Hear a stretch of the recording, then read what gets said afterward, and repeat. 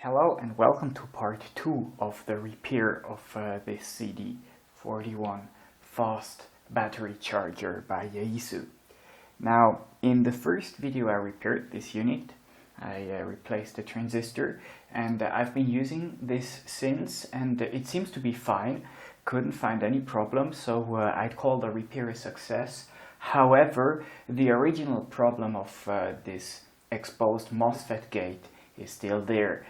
So sooner or later the same issue will happen again. This is why I added this ESD sticker here. And in this video I want to discuss what we can do to protect this unit to prevent this from happening. Now, two things up front. First of all, I've been asked repeatedly about the Spectrum Analyzer project. Now, the project is not dead. I didn't have too much time lately, but the plan is to finish up this repair here of the charger, then get back to the Tentec Ergonaut 5, repair that, and then finally get back to the Spectrum Analyzer. So that's the plan. Now, secondly, people have asked about which transistor I used exactly in the previous repair for this charger, and this happens to be an international rectifier IRLM L6402. However, I do not recommend using this, so just finish watching this video, and there will also be a write-up about the problem, the fix, and how to protect the charger, because I do believe that the videos might be interesting if you're interested in, how to track down these kinds of problems and stuff like that. But if your goal is just to repair and or protect your unit, you're probably not going to watch 2 hours of videos. So there will be a write-up outlining this in a written form. I believe that this is the proper way to present that information for the guys who just want to attempt a repair. So let's summarize the findings of part 1 and then look at what we can do to protect this unit. This is the circuit that I reversed last time. Now you can see the MOSFET gate here, and this then goes straight to the lug, to this center pin here, and basically the bottom line of all this is you touch the center lug, you might very well zap the MOSFET gate and break the unit. So the question is, how do you protect this? How do you prevent this from happening? Because, as I said before, even though we replaced the transistor, the same problem is still present, so it might happen again, and I don't want that. So the canonical way to protect the MOSFET gate is as follows. First off, you add a so-called TVS diode between the gate and the source of the MOSFET. Now, the TVS diode has the property of being able to withstand some nominal voltage, and as the voltage across the TVS increases further, it breaks down and is essentially a short. So this gives you a bit of a clamping action here, and it's not possible to get a crazy voltage at the gate with respect to the source. But that alone doesn't cut it, because you need this series resistor here. The idea is that as you get this ESD blast coming in, the resistor, along with the parasitic capacitance of the MOSFET, gives you a bit of an RC circuit. So the voltage at the gate rises relatively slowly, and this gives the TVS diode enough time to turn on. If you don't have that series resistor here, the blast hits the gate, and by the time the TVS turns on, the gate is long gone. So that's the idea. But there is a problem in this particular instance, because these TVS diodes are not ideal. They have a so-called leakage current. So even if they are withstanding the voltage during normal operation, there is just a little bit of leakage happening through the TVS. Now, typically the leakage current is around about 1 microamp, according to data sheets of various TVS diodes. There is not much. They just specify usually 1 microamp, and if you think about this, now if you have 1 microamp here flowing through the TVS diode, and assume that nothing is connected here, and that the gate is a perfect isolator, which isn't true in the first place, but usually the gate leakage is lower than this 1 microamp. But anyway, let's assume we have 1 microamp flowing through the diode, can't go here because nothing is connected here, can't get into the gate because the gate is a perfect isolator. So that 1 microamp has to flow through this 5.6 mega ohm resistor here. And that will give you a voltage drop of 5.6 volts at 1 microamp according to Ohm's law.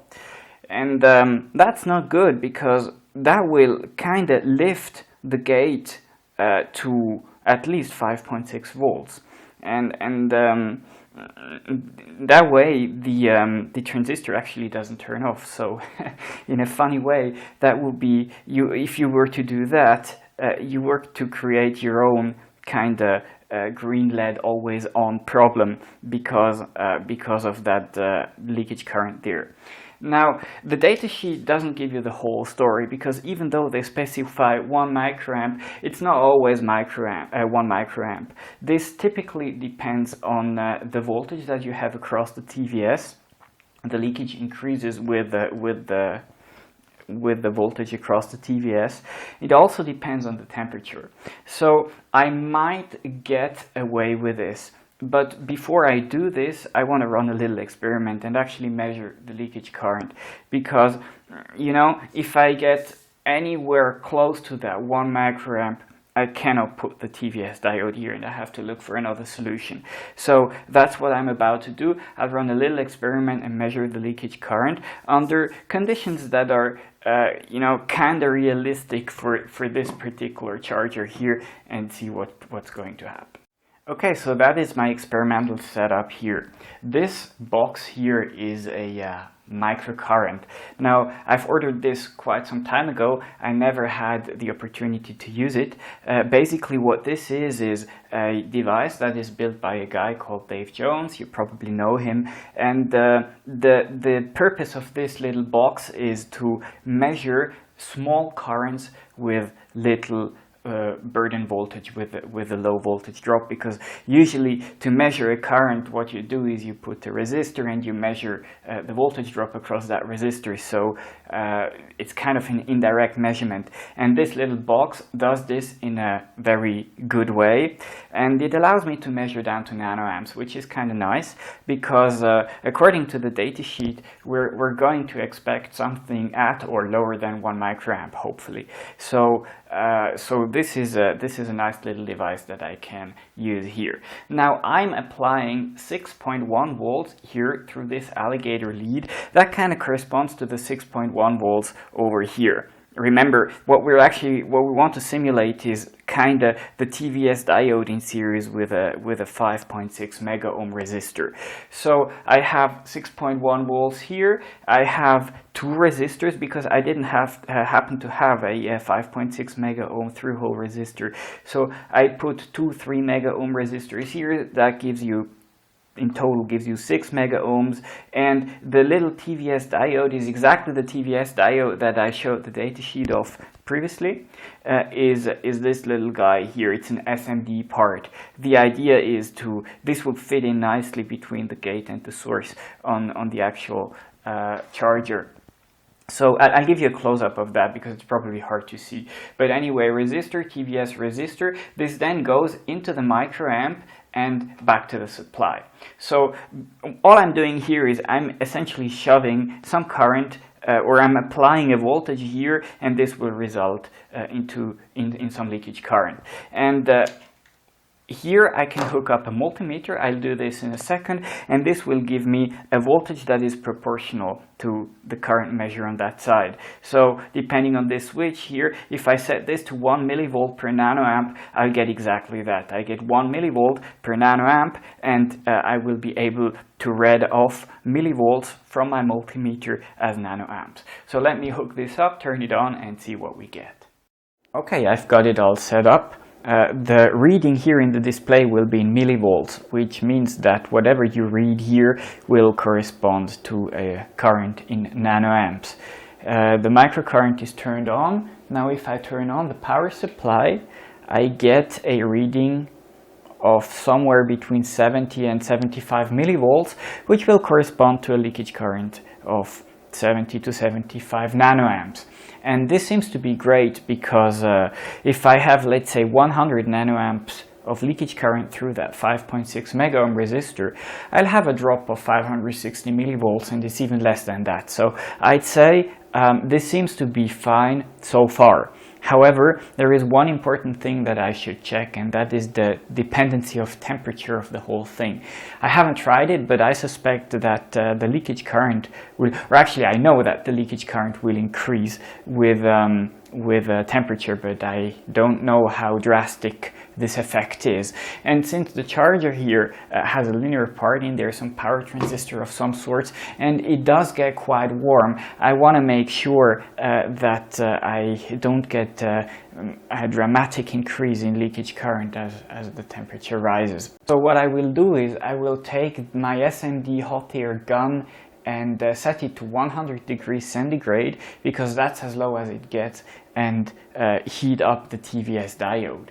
Now, of course, 100 degrees is more than what I would expect under normal operating conditions, but still I want to be conservative here, and I will say that if the leakage current does not rise above, let's say, maybe 500 nanoamps, then I will go with that solution. And if I manage to get it above 500 nanoamps, then I will think of something else, because then I wouldn't feel comfortable with this approach. So let's take the SMD gun here and reduce the temperature and heat it up. And you can, yeah, whoa. So this is rising massively, and I can easily get it above 300. That was 400.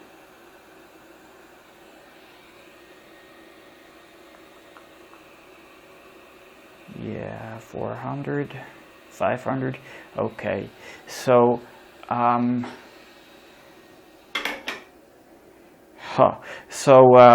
I think since it was fairly easy to reach 500 nanoamps there, I will discard the idea of the TVS diode and turn off the camera and think of something else. Okay, so I gave this a bit of thought in the meantime, and a few interesting things came up. Before I started to record the video, I posted this problem of how to protect the MOSFET gate given this high impedance circumstances that we have with the 5.6 mega ohm resistor to the EEV blog forum. And there were a few interesting things that came up there. We discussed the whole issue of leakage current and so on. This is probably also the place where I should say thank you to all the guys who contributed there. Now, of particular interest was one posting because somebody found a transistor that had a label of H15 on the SOT23 package. And that is interesting because the chip that I pulled from this circuit board, the one that broke, had a label of HI5, or so I thought. So this might very well be the P-channel MOSFET that Yaesu spec'd into this unit. We don't know, but it's very close, you know, all the figures check out. And it's of particular interest that this transistor already has the TVS diode built in that I'm trying to add to the circuit. Now, the one transistor that I used to replace whatever they used, the new transistor that I put in doesn't have that. But if this is really the one they used, there is this TVS diode in there. Now, as I said already, this alone doesn't cut it because you still need that series resistor, otherwise the diode is just too slow and cannot clamp the voltage fast enough. But in any case, this is interesting because we might be able to use this to, you know, find a part that is a suitable replacement. Now, unfortunately, I failed to do so. I cannot find a MOSFET that is a P-channel MOSFET that is easily available with a TVS diode with a clamping voltage within the range of interest. What I found is this guy. This is a Fairchild FDV304P P-channel MOSFET. And this guy, it doesn't have the bidirectional TVS, but it's got this unidirectional protection diode in here. And I was going to replace the transistor that I have on this PCB here with that guy here, and not put the TVS diode, because that seemed to be the most sensible thing to do. However, unfortunately, I just cannot find this transistor. I know I have a box full of them, but I just cannot find them. So looking at the datasheet, you know, everything seems to be fine, but I'm sorry, I'm just unable to find this transistor. So I think, you know, if you're in for this, source this transistor and replace it and report back. I'm really wondering if it's doing the job. It probably will, but anyway. So let me show you what I did instead. Instead, I did put exactly what I originally thought out. I put, and I'll add close-ups of this. I put a TVS diode here, the one that I tested before, between the source and the gate pin of the P-channel MOSFET here. That's the transistor that you know, that has the exposed gate at this lug here. So I put that, and I also cut this trace here and replaced and bridged it with the 100K resistor. I'll add close-ups of all of that, and I'll also link in the write-up once I have that. Now, how can I get away with this? Because we just, you know, tested this and it didn't look that promising. Now I thought, you know, before I go out and buy another transistor, I just put the TVS diode and heat it up again exactly as I did before, and if the green LED goes on, then this is a clear case. Now I try to heat it like crazy and it's just not going on, so I think I'll just, you know, try to get away with that and put it back together with that and see if it still works. You know, it's fairly simple actually, because if there is enough voltage drop across the 5.6 mega ohm resistor, then when nothing is connected, the green LED will go on, and I'll spot that instantly. So so there is that. I'll just give it a try, and if it works, then it's a win.